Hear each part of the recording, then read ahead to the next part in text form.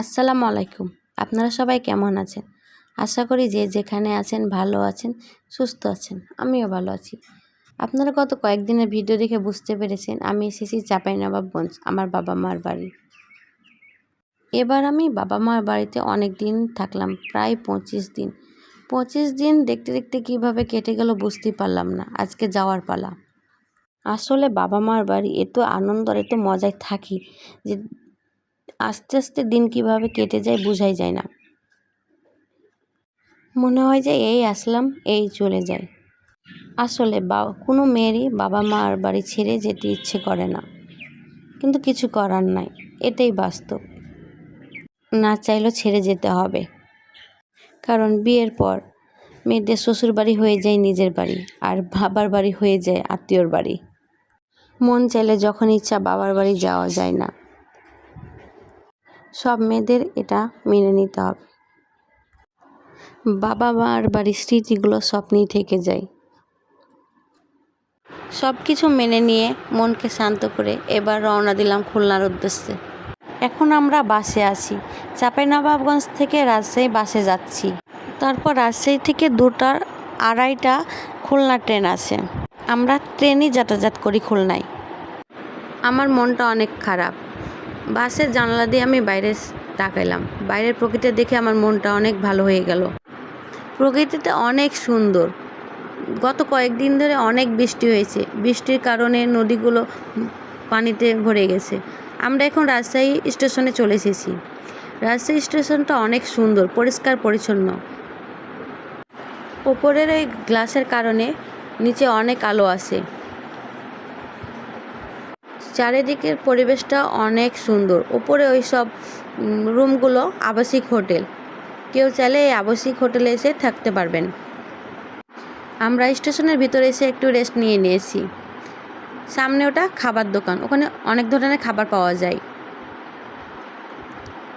এই স্টেশনটা অনেক সুন্দর লাগে। আমরা এই জায়গায় ট্রেনের জন্য অপেক্ষা করছিলাম। ফায়েজ তো অনেক খুশি। আশা করি আজকে আমাদের জার্নিটা অনেক ভালো হবে। আপনাদের ভাইয়া খাবার দোকানে খাবার কিনতে গেছে।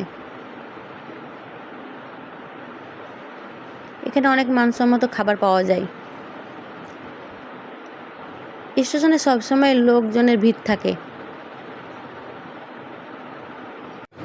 বন্ধুরা, অবশেষে আমরা পৌঁছে গেছি ট্রেনের কাছে। এটি হচ্ছে কপোতাক্ষ এক্সপ্রেস। ট্রেনটি রাজশাহী থেকে দুপুর 2:30টায় ছেড়ে যায় খুলনার উদ্দেশ্যে এবং মোটামুটি 8টা থেকে 8:30টার মধ্যে পৌঁছে যায়। আমাদের বগিটা ছিল ক বগি, এসি স্লিপার কোচ। তো অবশেষে আমরা এখানে পৌঁছে গেছি। এখন ভিতরে ঢুকে যাব। সামনে যাকে দেখতে পাচ্ছেন উনি হচ্ছে ট্রেনে অ্যাটেন্ডেন্ট। এই যে Kapotaksha express, Khulna to Rajshahi, Rajshahi to Khulna একই দিনে আপ ডাউন করে। চলুন আপনাদেরকে ভিতরটা দেখিয়ে নিই। এটি হচ্ছে স্লিপার কোচের দরজা। সামনের যেগুলো আছে এগুলো কেবিনের মতো। দিনের বেলা এখানে বসে যেতে পারবেন এবং রাতের বেলা শুয়ে যেতে পারবেন। তো যেহেতু আমাদের টিকিট দিনের বেলা ছিল, এজন্য আমরা নিচে 4টি টিকিট কেটে নিই। ফায়াজ উপরে ওকে একটু ব্যবস্থা করে দিয়েছিলাম ওর বসার জন্য। নিচে দেখতে পাচ্ছেন আমার ওয়াইফ টুম্পা বসে আছে এবং আমার শ্যালক রমিম বসে আছে। এখানে মোটামুটি 4 জন বসতে পারে। 4 জনের জন্য আমি মনে করি এনাফ স্পেস। এবং উপরে ফায়াজ তো নামতেই চাচ্ছিল না ওখান থেকে, ও খুব মজা পেয়েছে। এবং এই যে উপরে ওঠার জন্য পাশে আপনার রয়েছে সিঁড়ি। তবে সিঁড়িটা আমার কাছে একটু ছোটো এবং চিকনই লেগেছে, কারণ যদি কোনো বয়স্ক মানুষ থাকে বা একটু স্বাস্থ্যবান মানুষ থাকে তাহলে তার উপরে উঠতে খুব কষ্ট হবে। আমাদের ট্রেন ছেড়ে দেওয়ার প্রায় সময় হয়েছিল, তো ভাবলাম যে রমিমকে নিয়ে একটু শ্যুট নিয়ে নিই।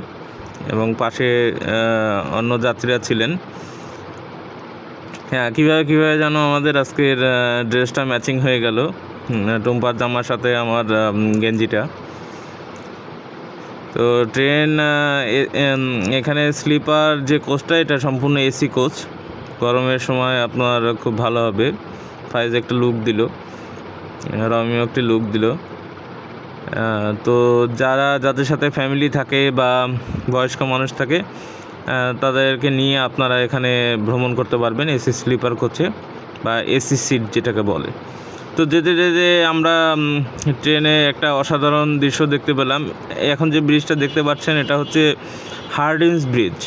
হার্ডিঞ্জ ব্রিজ হচ্ছে আপনার বাংলাদেশের সবথেকে পুরাতন রেলওয়ে ব্রিজ। এটি ব্রিটিশ আমলের সময় তৈরি করা, 100 বছরের পুরনো। এবং এই ব্রিজটির ওই যে উল্টো পাশে আপনারা যেটি দেখতে পাচ্ছেন সেটা হচ্ছে লালন শাহ সেতু, ওটা দিয়ে গাড়ি চলে এবং তার পিছনে রয়েছে রূপপুর পারমাণবিক বিদ্যুৎ কেন্দ্র। তো একই সাথে হার্ডিঞ্জ ব্রিজে ছিলাম, পাশেই ছিল আপনার গাড়ি চলাচলের জন্য লালন শাহ সেতু এবং তার পিছনে রূপপুর পারমাণবিক বিদ্যুৎ কেন্দ্র। একই ফ্রেমে তিনটি চলে আসলো। আসলে গ্লাসটা ঘোলা ছিল এবং ফিক্স ছিল, তাই হয়তো ভিডিও কোয়ালিটিটা অত ভালো আসেনি।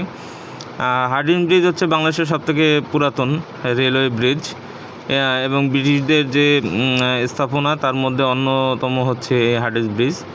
অবশেষে আমাদের মডেল ফাইয়াজ আপনাদেরকে একটু উঠে দেখালো কিভাবে উপরে উঠতে হবে সিটের আপার ডেকে। আমাদের ফাইয়াজ একটু খুব মজা পেয়েছে। ও আসলে এখানে লাইট জ্বালানোর ব্যবস্থা ছিল, ওকে একটু শোয়ার ব্যবস্থা করে দিচ্ছি, ওর খাওয়া দাওয়া সব ও উপরেই। আমাদের জার্নির সম্পূর্ণ প্রায় অংশটাই ও উপরে শুয়ে বসে কাটিয়েছে এবং দেখুন ও আস্তে আস্তে নিচে নেমে আসছে। কীভাবে আসলো আপনাদেরকে একটু দেখিয়ে দিল।